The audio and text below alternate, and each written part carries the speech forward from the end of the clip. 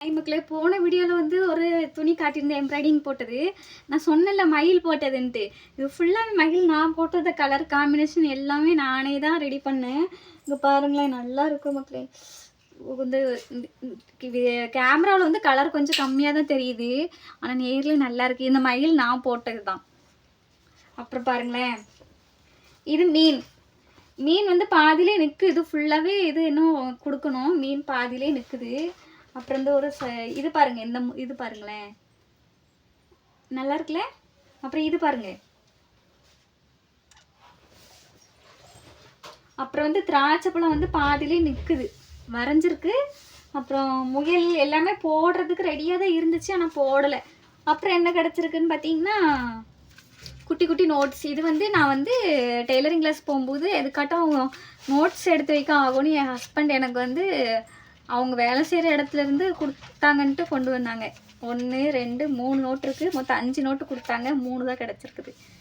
அப்புறம் என்ன கிடச்சிது, அப்புறம் வந்து இதெல்லாமே நான் வந்து டெய்லரிங் கிளாஸ்க்கு ஒயிட் கிளாத் அந்த எம்ப்ராய்டிங் போடுறதுக்கு நான் வந்து எடுத்து வச்சது தான். இனிமேல் இது யூஸ் ஆகாது, எதுக்காவது யூஸ் பண்ணிக்க வேண்டியதான். அப்புறம் இதுவுமே அப்படித்தான். இது வந்து எங்கள் பாட்டி கொடுத்தது ஒயிட் கிளாத். யூஸ் ஆகுறது மட்டும் எடுத்து வச்சுட்டு மற்றதெல்லாம் தூர தான் போட போகிறேன் நான். ஏன்னா ஆல்ரெடி நிறையா துணி ஐட்டம்ஸ் தான் நிறைய இருக்குது. டெய்லரிங் கிளாஸ் போனதுனால வெட்டு துணி, இந்த பிட்டு துணிலாம் இருக்கும்ல, அதெல்லாம் இருந்துச்சு. ஆல்ரெடி 2 தலைவாணி செஞ்சுட்டேன். அது போக இப்போ வந்து குழந்தைங்க துணி, அப்புறம் வந்து என்னோட துணி எல்லாமே சின்னதாயிட்டு அதெல்லாம் சேர்த்து 6 தலைகாணி தைச்சாச்சு. எனக்கு வந்து தூக்கி போடவும் மனசு இல்லை, யாரும் வாங்கவும் மாட்டுறாங்க. முந்தைய மாதிரிலாம் இப்போ கிடையாது.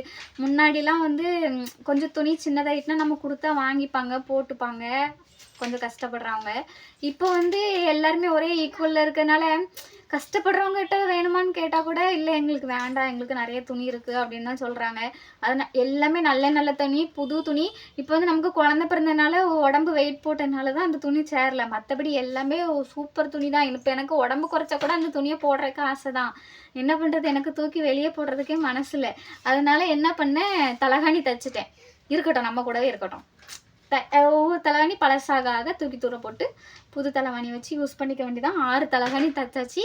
அப்புறம் என்னோடய ஹஸ்பண்டோட ஷர்ட்டுமே ரொம்ப பழசாயிடுச்சு. அவங்க ஷர்ட் வந்து கொஞ்சம் பழசாயிடுச்சு, அதனால் அதையும் தூக்கி போட மனசு இல்லை. ஏன்னா தூக்கி போட்டால் குப்பையில் தான் கிடக்கும், என்ன பண்ணுவாங்களோ தெரில, எரிப்பாங்களா என்னன்னு தெரில. அதனால நான் தூக்கி போடலை. ட்ரெஸ் எதுவுமே நான் தூக்கி போடலை, எல்லாத்தையுமே தலைகாணியாக தைச்சிட்டேன்.